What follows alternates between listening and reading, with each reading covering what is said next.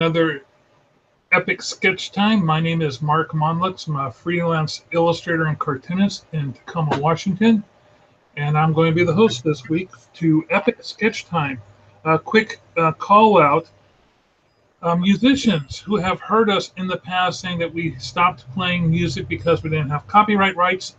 If you are an aspiring artist and would like us to play your music while we're drawing, please do put link and permission in the doobly-doo in the comments below.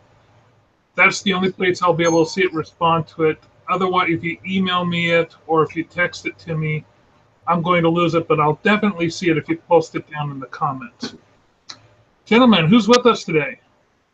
I'm Bill Morse. I'm a freelance illustrator and cartoonist in Seattle, Washington, and I do a online webcomic called Rhapsodies at rhapsodies.wpmorse.com. And I'm Ian Castrita. You can check out my artwork at unfedartist.com. I'm an illustrator and graphic designer over in Tempe, Arizona. What are you guys going to be working on today? I've been working on this little piece of this idea for a concept design that I got. A little bit of background. I first did her in at the Dune event that's every third Tuesday at the Cafe Racer up here in the U District. So anyway, it was this one of a fawn raiding a picnic, and I kind of liked her, and so I was trying to fine-tune her design a bit, and to the extent that I spent about an hour in the petting zoo this Saturday learning how to draw goat legs properly. And so since doing this comic page here, this is the most extensive that I've done with her. So I'm planning to see if I can try and finish this. At the very least, I know I have to fix her head, or I don't like her forehead at the moment, and I might do a few more sketches with her besides this one. But otherwise, it's going in the right direction. And I'm just working on another comic strip for my webcomic employees only, and just trying to catch up on my backlog of the strips that I've written but never got around to actually drawing. So this is hopefully getting me back on track of making comics regularly. Cool. What about yourself, Mark? Well, I wanted to show you guys. Oh, hang on a second. You can see my monitor right now, but it's not responding to my pen.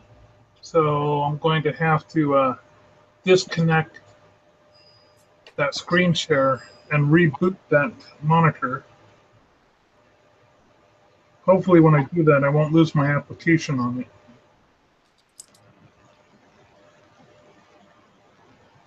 Ah, that worked. Now reconnect.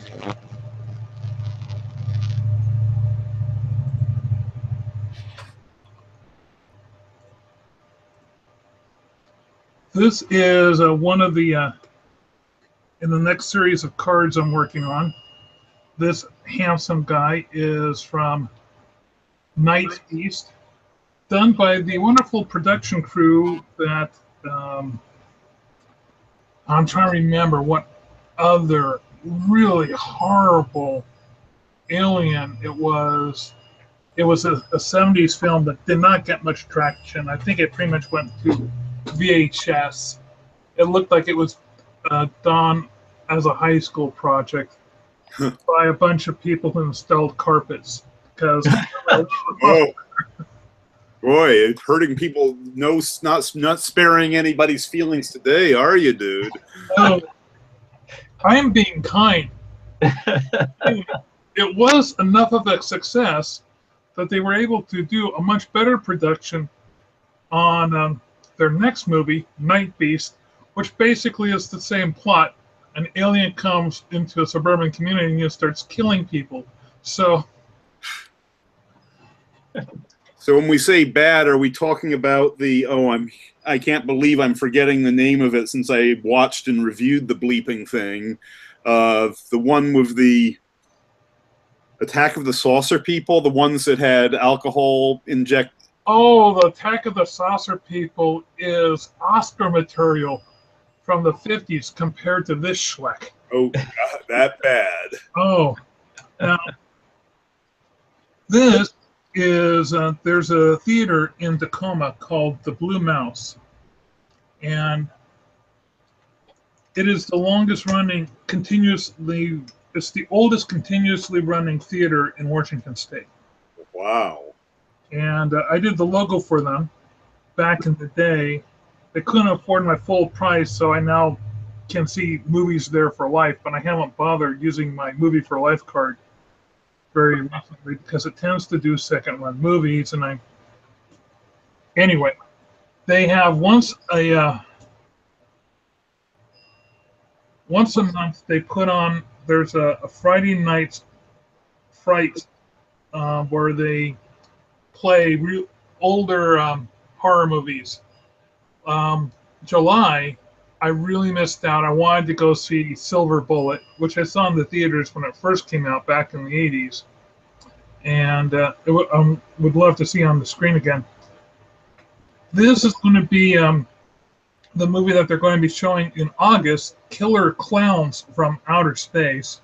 Uh-huh. Oh, you got the logo done.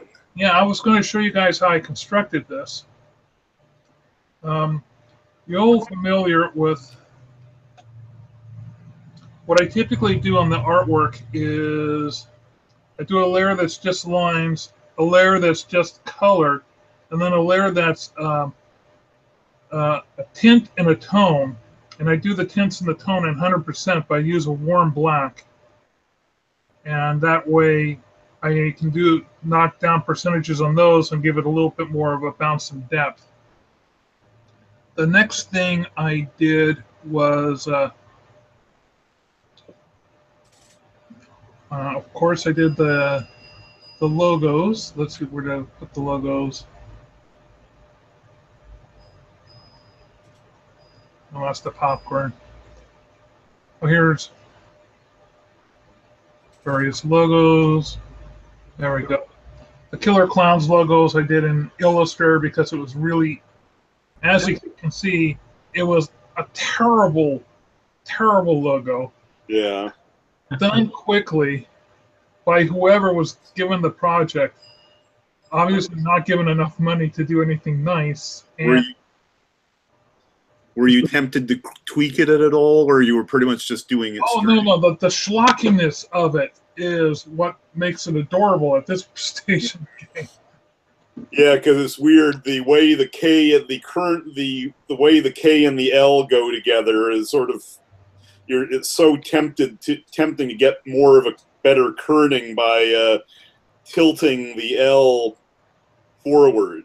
I tried to recreate the logo as closely as I could. Didn't get the From Outer Space font perfect, but I also didn't want to spend much more time on it. I then have two different backgrounds. One's a slightly it's a blend going in a slight angle, not a straight up and down. And then I have another blend going at a different angle from this end. And I have a slight percentage of it, opacity knocked back on one. The reason I do this is when you use a cheap printer, if you have your blends going straight up and down, you'll get banding, especially if you're on, and you still might get banding if you're just using one blend even sideways. But if you do two, one this way and one this way, and you have overlap, the odds of it banding out on you, even on a poor printer, go down significantly. Thanks for that tip. That's great to know. I'll have to remember that. Another thing I did is I'm going to go in really close because you won't see it otherwise. Is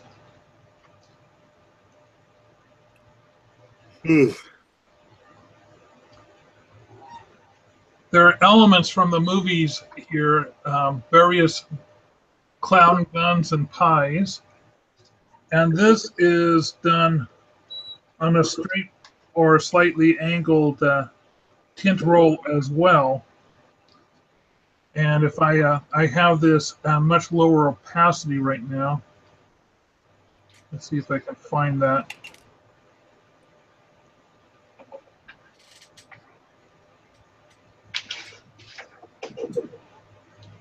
The next thing I did was I added in the popcorn.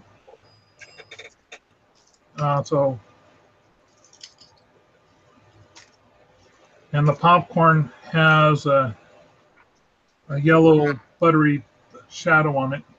And the last thing I did was the stars. And I did this on 2 layers. And here's how you get a nice star effect. Oh. The first thing you do is you draw a bunch of white dots. Yeah. Just do them randomly all over the place. You then copy that layer, do a selection on the stars, then expand out that selection so that there's more of an area. And then do a Gaussian blur on the bottom one, correct? Well, before you do that, you change the color to, say, a little bit of warm black or a blue. In this case, I went with a warm blue, a kind of a bright color blue that was used in the original movie poster. I have that going in on a percentage as well. But you Gossamer blur that. And I have it at 79%. This is it at 100. So I'll knock that back down to about 79. And then you put the white dots over the top of that. And just to play at devil's advocate, how is this better than if I had done the same effect with the layer tool that has the, what's the actual, is it outline or is it larger? I'm not familiar with that tool. I tend to work from the old beta Photoshop. Right. So I tend to do a lot of workaround stuff when I know there might be tools in there, but I never bother to reread the manual as the software expands. So I tend not to take advantage of it. And another thing I tend to do is when I'm doing stuff, I try to make the image so that when it prints out, yeah, the worst case scenario will not stop me from getting it printed out. Like the banding thing. I learned the banding thing really early on because the early printers, there weren't inkjets. They had these crayon printers that did these dot matrices. And they were really large prints.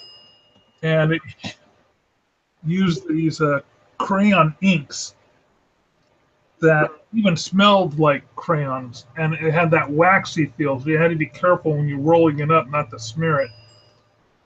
Anyway, that's something I did this weekend. That's my print. I think it turned out really well. Thank you.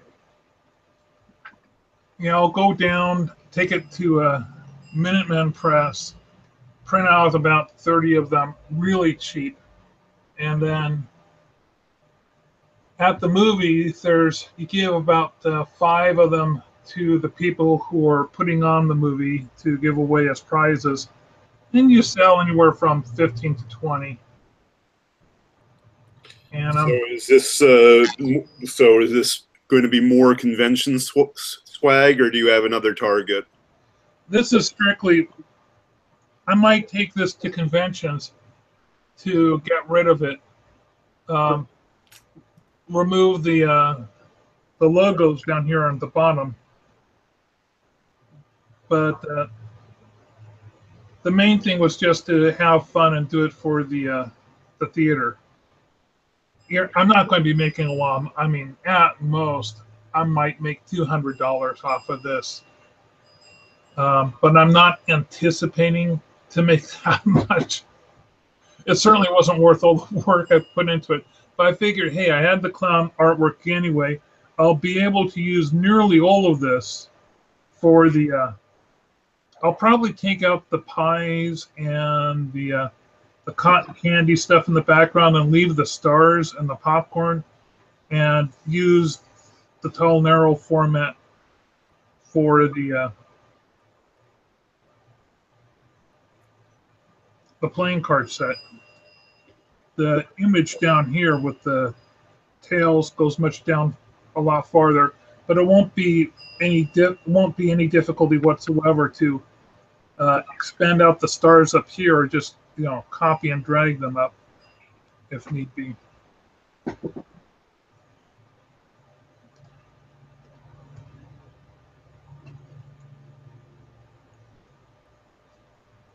Is this going to be a regular thing that you do for that movie theater, or was this just like a one-time thing?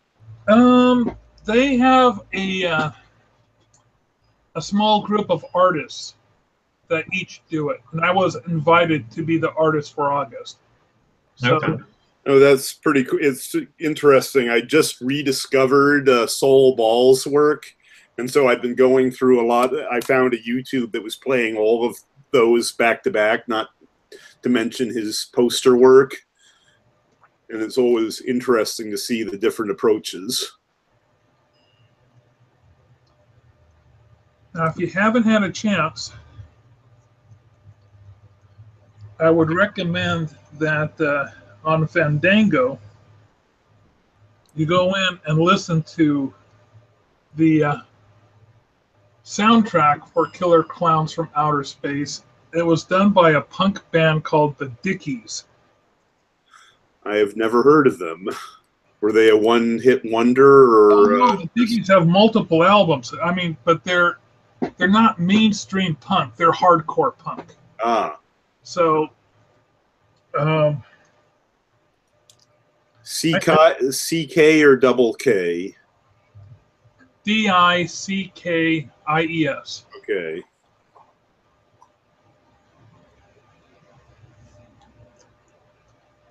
And everything on the soundtrack album is relatively tame, but if you listen to some of their other albums, they're definitely hardcore punkers. Zoom tight. Can zoom tight again. Now in the movie Killer Clowns from Outer Space, I remember like the cotton candy was like the egg sack or something, right? Like they put the bodies inside cotton candy and suck they would hit you with their popcorn guns or their they had a popcorn gun. I'm remembering the balloon tricks that turned into real weapons. Yeah, that was actually my question. Like, what was the popcorn? It was a gun? Oh, no. The popcorn, they did have a popcorn gun that fatally shot you with popcorn. And if I remember correctly, I don't want to spoil things for you. There's a lot of popcorn at the very end of the movie. Yeah, I guess I'll have to rewatch it. I remember seeing it. I think I saw it in college when I was just going through. I think I rented it because of the sheer absurdity of the title and the cover. They were playing it, and I stumbled over it again recently because they were playing it at Scarecrow a couple of months back. So what's this, Bill? You did not like Invasion of the Saucermen? That's a great movie. It was okay. It was just so painfully stupid.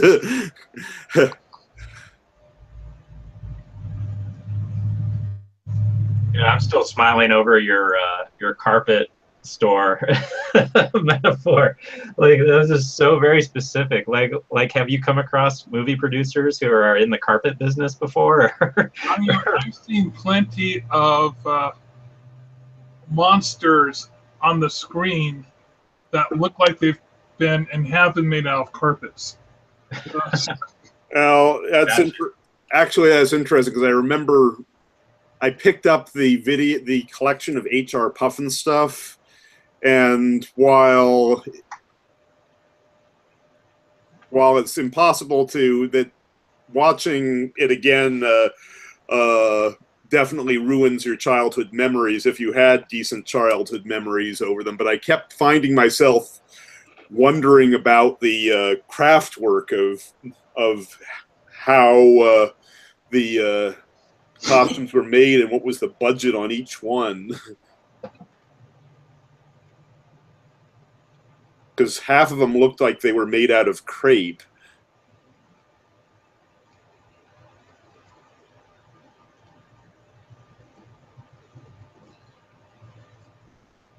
Did you watch any of the other Sidman and Croft Saturday morning shows like Edmund and the Sea Monsters? I kind of liked Sigmund. I was personally, my favorite was always Land of the Lost. It holds up the best.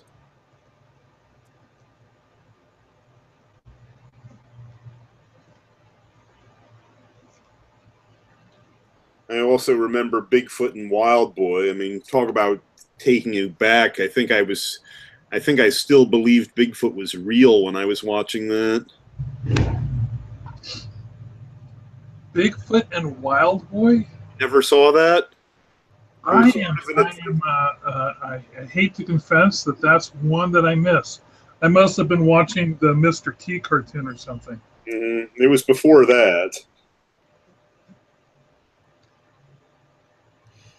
But it was one of the live action children's shows from the late 70s where Wild Boy was sort of this kind of Tarzan figure raised by Bigfoot. And I think Bigfoot was bionic in this one because they kept doing the slow motion effects with the noise.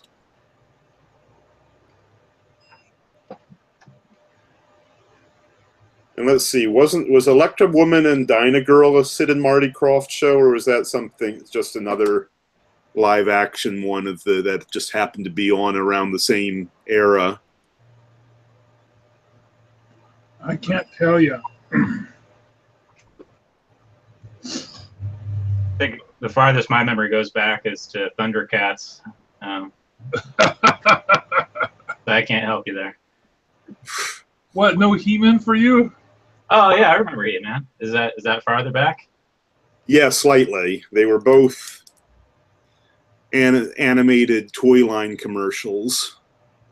Yeah, I was all over like the toy commercial cartoons like Transformers and all that stuff. I think I even remember watching GoBots.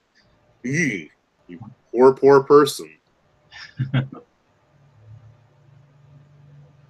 Is GoBots are like the poor man's version of Transformers? That's a very kind way of describing it. I always kind of thought of them as like that alternate universe category, like Mega Bloks to Legos and GoBots to Transformers, and just. I don't remember much of it except for how the villain was called Psy-Kill. Oh yeah, I couldn't tell you the specifics. I just remember that I watched it.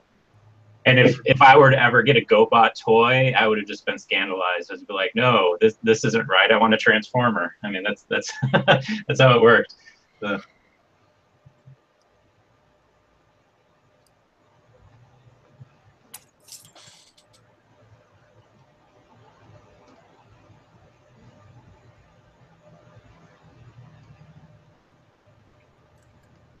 So in the comic I'm working on, it's going the punchline is centered around video games and how the gear that you pick up is sometimes questionable, and so the hook on this is that like the armor that the character picked up is actually one of those plastic Halloween costumes that I don't know if you guys remember over like Kmart or whatever. It was just basically like a plastic mask with a strap, and then there was kind of like a poncho with like a scene from the movie or something. And so I'm looking at all these Oh yeah, Google and those masks were so sharply made out of plastic that the mouth opening would cut your lips. And yeah, it hurt to wear. I don't remember that little detail. Yeah, so I'm looking at Google search results, and I'm just going down memory lane, like I'm looking at an Alf costume and a Pee Wee Herman costume. There's even a Joni Los Chachi costume, which is way before my time, but it's just like, I find it hilarious. It's like, I wonder if they still make these things. I'm not sure, considering they had, I think they might, because they showed up in the Spider-Man movie with a bunch of bank robbers wearing them. Oh, yeah, holy cow, how could I forget that? You're right. They weren't wearing the little plastic ponchos, though, but they were definitely wearing those painful-to-wear masks.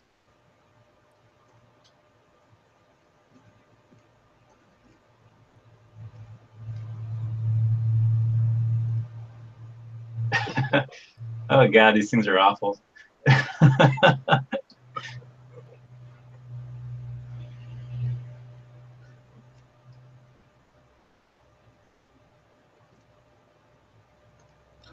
Bill, what were the movies that you saw this week besides Invasion of the Saucer Moon? Oh, I saw They Might Be Giants, and one that you probably never ever heard of, called The Man Who Was Sherlock Holmes. Nope, I haven't. I don't think I've seen that one. Yeah, 1930s German film.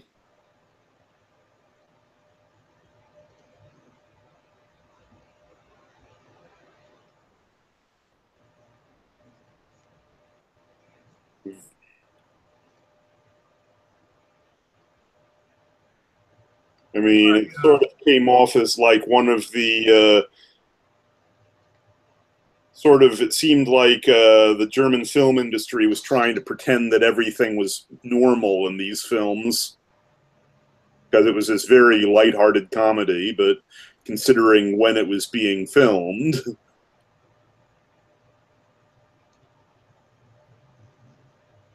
When was it being filmed? In the middle of the Nazi regime. Was it propaganda? No, that's my point. Is just this little, it sort of reminds me of like how the Reagan era seemed to favor a lot of bread and circuses kind of movies.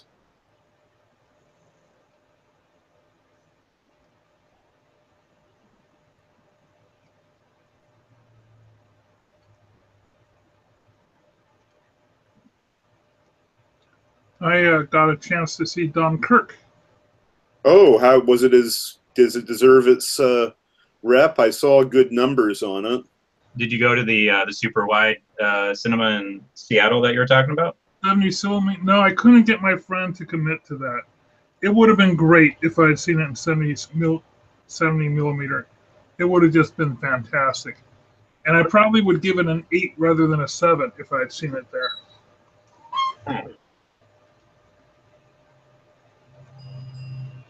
So there was definitely things about it that you didn't like, though.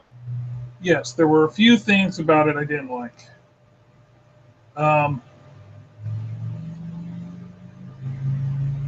One of the things, if you're not listening for it, you'll miss it, is there's these pilots, British pilots, and they're in these dogfights. And one of them you only hear on the radio. You later see his plane in the water.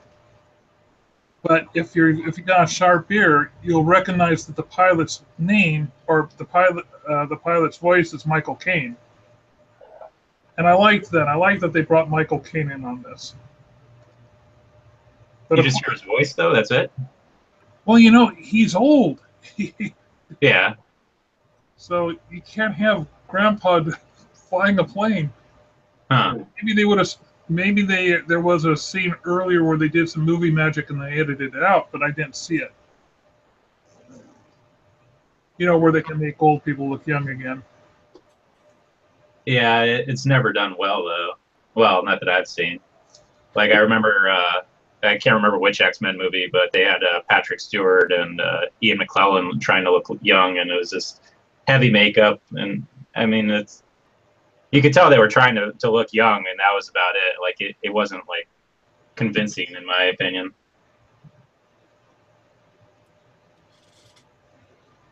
What do you think of the CGI aging, making people look younger?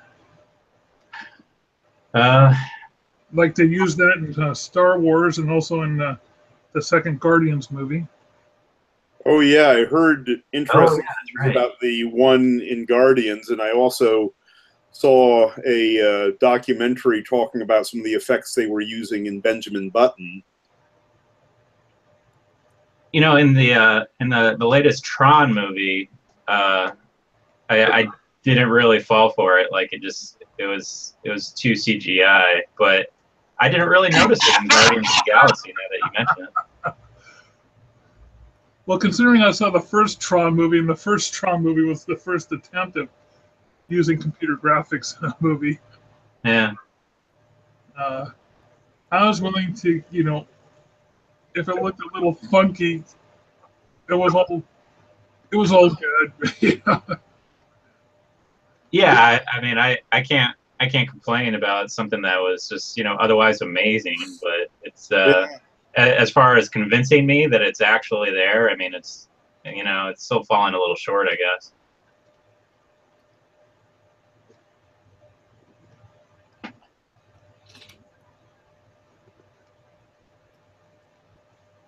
It'll be interesting to see how it comes along. Have you guys seen those videos of President Obama being basically re-edited in real time to speak differently?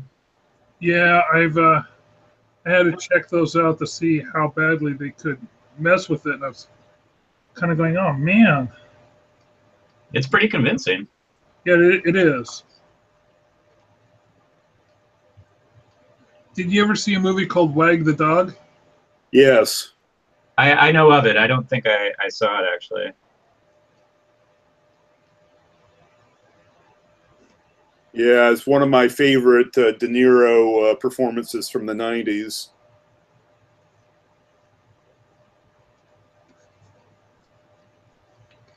The whole movie's about manipulation by a fake news.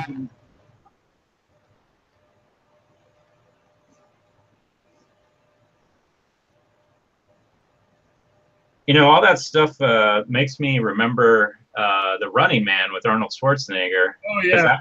That was the first time I actually came across that idea that reality could be re-edited in a computer or something, and I was just I was kind of worried that would happen one day, because that what's to stop somebody doing something about you, so. I always think about that whenever I see this stuff, is the Running Man. What, it wasn't the modified security footage in what was it? Yeah, I think it was in a couple scenes. It was him in the helicopter. It changed how it was supposedly happened, but later on in the movie, where they're trying to convince the viewing public that Arnold Schwarzenegger's character actually died, instead of the guy who was supposed to kill him just quitting and walking out. They created this whole kill scene of him and the heroine. I can't remember their characters' names, but yeah, the whole thing was computer generated, supposedly. I mean, it was really, really acted, and then just kind of proposed to be CGI, but the idea was convincing enough. So you got you old paranoid? Yeah, gotta fear the man.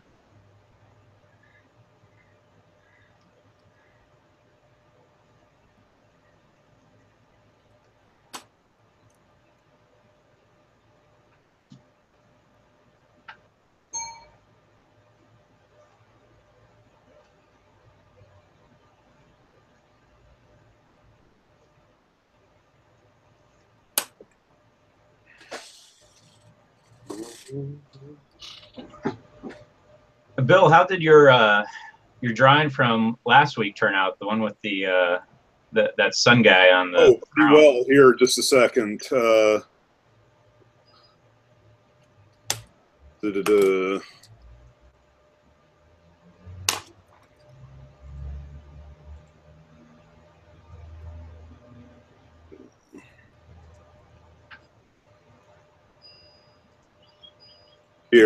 Here it is. I was pretty happy with it. The only bit of drama that I had was a associate of mine pointing out a little error that I had in the thumb on the hand railing there, where I'd made the thumbnail a little too large, and the thumbnail just happened to have a crack in it. And if somebody actually noticed it, it doesn't take much imagination to assume it's something besides a thumb. And regrettably, rather than email me about this detail in private, she commented on it on my business page, where nobody can ignore it. Ah, jeez. Did you fix your business page so it no longer accepts comments? I'm still figuring out how to do it. I ended up deleting it. Well, are we talking Facebook or Facebook, something else? yes. Oh, okay. I mean, I know how I thought it was on your I thought it was, when you said your business page, I thought you meant your business blog. No, that one I can control the comments, but oh, well, if it's on your Facebook, then that's easy enough. You just hide it. uh-huh. You don't even have to delete it. Yeah, but That is unfortunate, though.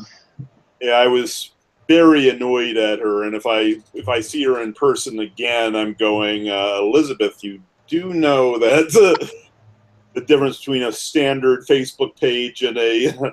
Yeah. I mean, it honestly felt like getting one of those holding your people deliberately doing bad Yelp reviews for semi-political purposes. I mean, was this person just trying to be helpful, or were they actually trying With to? her, I'm not completely sure. Oh, that's sad. I don't think she had meant it mean. Yeah. Like other people that we know who.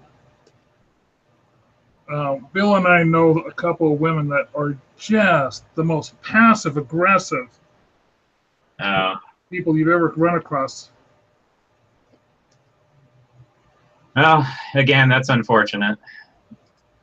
Yeah, I know the kind of standing policy among webcomic artists is like no comments allowed on their websites, and then otherwise they just don't even look at it if it's on like another site that they mirror their comic on. So I mean, for me, I guess that, you know, the rule would apply for Facebook too. Like I would just disable all comments. I thought about doing it for my YouTube page, but it seems like that's like a different kind of environment. Like you just kind of need to let comments happen. Although I still haven't gotten burned yet. So once that happens, I'll see how I feel.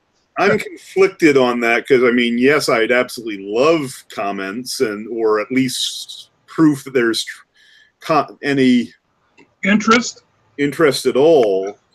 I mean, the only bad comment I've had was on DeviantArt, for example, was me doing a piece of fan art and of a very alternative take on the character, and i.e. done as a Muslim girl, and everybody, and this guy was giving me the closest thing to hate mail I'd ever gotten. And I was sort of conflicted about it because it's sort of like, you know how you're told never to feed the trolls, but at the same time, this was hurtful. Yeah, well, that's also a very sensitive kind of topic that you decided to draw. Weren't you expecting some kind of backlash or anything? Not particularly. I mean, the My Little Pony crowd is generally pretty understanding, and Like I didn't do it as My Little Pony. I didn't do it. You do fan art to get, the only way to get attention on DeviantArt is to do fan art. Huh. But can you disable comments on DeviantArt or no? I'm not sure, and for the most part, the comments were pretty positive. Huh. And I didn't do it as any real social commentary. I did it because I thought the Pinkajib looked cute. You know, it's sad. I mean, your intentions get misinterpreted, and yet, you know, you still have to kind of anticipate that. Yeah, I mean, that's just the reality of what we do. Unfortunately, but it still caught me by surprise. Yeah. Again, I've never gotten burned in that manner, and I hope I never will. But I guess it's just kind of like a you know, a rite of passage at this point. Like if you're at all well known, you've gone through that. So. Well, you've never gotten any hate mail for your artwork? Knock on wood, no. I hope I never do.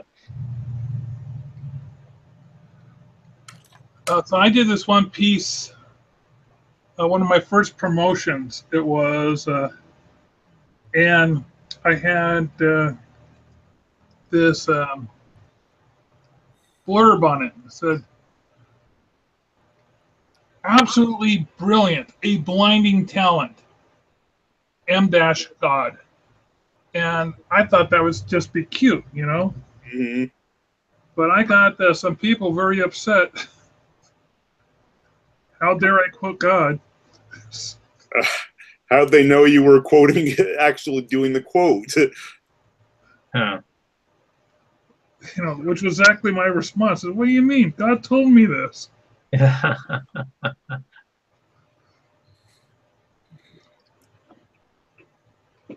also got a letter from someone saying that I was making fun of the mentally ill, and that I shouldn't be doing that because I didn't understand mental illness. And so it said, my caption was, Mark Monlux, the mentally illustrator. And that's actually really cool. Like that would go on business cards and stuff. I like that. Yeah, and I think I had was I crawling out of a grave on that one? It was obviously, I think I was crawling out of the grave. I think I was drawing myself as a corpse. And I said, you know, I'm being self-deprecating here. Right, yeah. You know, I didn't come out and say I was retarded. That would have been bad language. Yeah. But it was an awful little pun, you know, so. Yeah, I mean, a pun that deserves criticism, but yeah. So this is actually all reminding me of two things. Like first, like I came across a website where it was just nothing but unfortunate logo design that happened to be like phallic or something, and I was just like, that. I mean, we talk about the paranoia inducing. It's just like, oh God, I hope I never design a logo that accidentally can be, you know, misconstrued, something like that. Let alone end up on this site, you know. So I can't remember where that website went, but I'll have to try to look that up. And then the second thing is, I don't know if you guys are familiar with this neighborhood social community website called Nextdoor. Yeah, I'm on Nextdoor. Yeah, so not that long ago, I found a used heroin needle in my alley, and so I went on Nextdoor and I told people about it and like how to pay attention for that type of stuff, or that they should. And the city of Tempe, where I live in, you can't go in the alleys unless you're like a city official or you're one of the residents nearby. And so I told some of the people who were concerned that, like, if you see somebody who obviously doesn't belong in the neighborhood, you can call the police and let them know. And so people were thanking me, but then somebody said, well, I walk my dog back in the alleys and I don't understand, you know, why we need to have this type of law and all this stuff. And they were like really upset with me. And I was just like, wow, there's heroin needles on the ground in some of these alleys, and you want to walk your dog there, and you're upset that I'm warning you. And it's just like there's always going to be somebody offended. It doesn't matter what you do, even if you're trying to be helpful. So.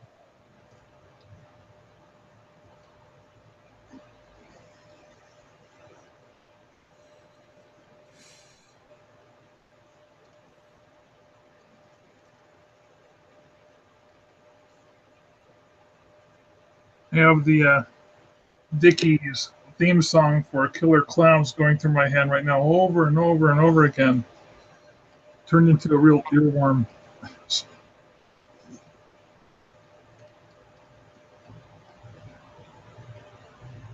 This is not an endorsement for you to listen to the Dickies, but honestly, you should listen to the Dickies if you want to know what real punk sounds like.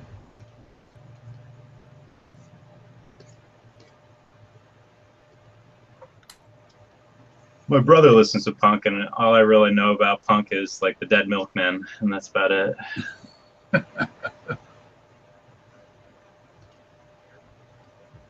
My wife was really into punk, and then she got into ska. She's always into things like 5 years before they become mainstream. I'm not sure if I'm into punk or not. I mean, there's several bands that I like, but I'm not sure if that counts. Is Social Distortion considered punk? I guess that kind of would be, or is that rockabilly? I think my wife wouldn't consider them punk. All right.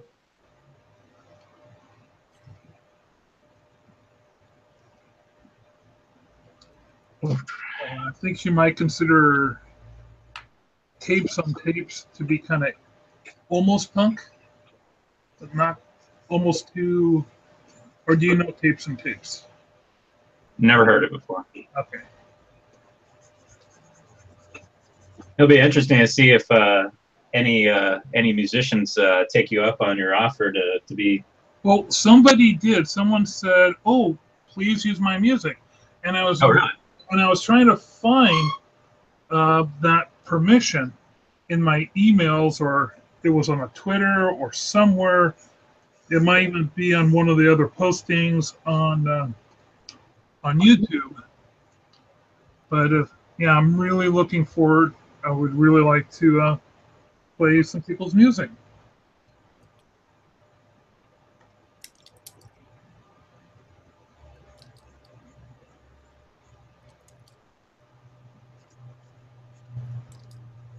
I know one of the YouTube series that I watch regularly, like he's always just has this really cool music in the background, and it's all just viewer submitted stuff. So it can be pretty cool to introduce you to new music that you wouldn't otherwise check out. So yeah, I mean, if anybody does submit, I'm kind of curious to see what it is. Yeah, no, I always love being introduced to new sounds completely by accident. Yeah. Yeah, it's a great moment when you listen to something like just in the background. You're like, oh man, what is this? And you have to go find it. I love that. Yeah, I mean, it was the joy. It was half the joy of going to Bumbershoot until I got priced out of it. And my wife really enjoyed going to Bumbershoot for a while. We stopped going because they changed the venues around and the sound quality just wasn't there. We would buy the gold members pass, get private concerts, that type of thing. And also there's a place where you can have private bathrooms and there's a buffet table and stuff, and Ooh. get out of the heat and get into nice air conditioning, and you all the long lines, you completely bypass all those. And even for the private concerts for people lined up, you bypass all the people in those lines as well. It was a great value, and if we were more interested in doing just the private concerts rather than we thought about it, just doing the private concerts. But we've ran into some really interesting music. Oh, there's this cowboy band that we were listening to. The most hilarious Western band. It was sort of like a punk. It was like a Western band with a bit of rockabilly, but with a punk sensibility to them. And their lyrics were hilarious. For the life of me, I can't remember. Yeah, I mean, for all my grumbling about the price, I heard some really good people that made it worth it. I mean, for example, the headliners, I saw Penn and Teller there, which made the price of the entire weekend worth it. How much are we talking on the price? Oh, this was back when it was still 15 a day. Oh, you wimp. You complain about 15. We're talking... I'm Scottish, okay? My wife and I, we would drop, I think, 500 for 2 gold passes. You know, and we'd be there for 3 days, or for 2 days. Rent a hotel room.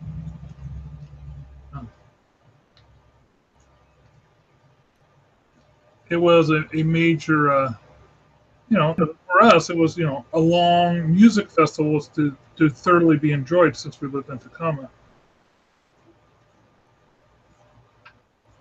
But if you're going to drop that much on $15, what a whiner. If you're going to drop that much money on a venue, you want to be happy with it, even with the gold star treatment. And the last one we just weren't. You got too much bleed. They moved the venues around so that you started hearing bleed over from the other sections. Also, they changed the ticketing so that you could bring your children in for a lot less, and that increased the number of strollers in a place that was already a venue that was already stroller heavy. And the last thing you need is all these strollers clogging you up when you're trying to move from place to place. I just sound like such a grouch now, don't I? Get off of my lawn.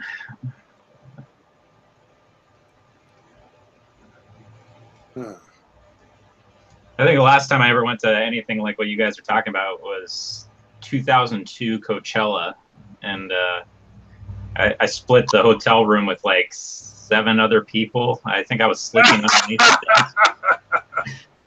the so it was fun. I saw some awesome bands, Foo Fighters and stuff, but yeah, that was I don't know. I like the comfort of you know, a hotel room to myself and all that stuff, but I don't like paying for it nowadays because I have other things I need to spend money on. So I think if it was up to me, I'd save up my money and take my family to Disneyland or something, because that's the type of stuff I like spending all that money on.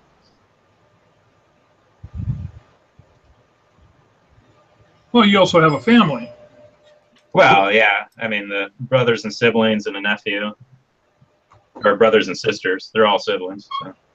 All my nephews and all except for one are all in college now. I have one that's just starting school. He's in Denver, so it's not like I'm going to have a chance to spoil him much. Though my wife tries by mail. Oh, really? Yeah, my little nephew, he's 5, going to be turning 6, and I am just so stoked about all the cool stuff that's happening in Disneyland, like the new Star Wars section they're building and everything. I mean that's going to be pretty cool. It'd be interesting to see him like when he's in college, and if he wants to go to like, you know, Bumper Shoot or Coachella or something like that, if he wants to take his old uncle by then. I doubt I could participate in that type of stuff. Okay, before we're ending, it's still just flats, and I'm not completely sure about my color choices, but how's this look so far? I don't think you should make the furry on the right gray. Okay. You got some warm browns happening with the figure. Some, if anything,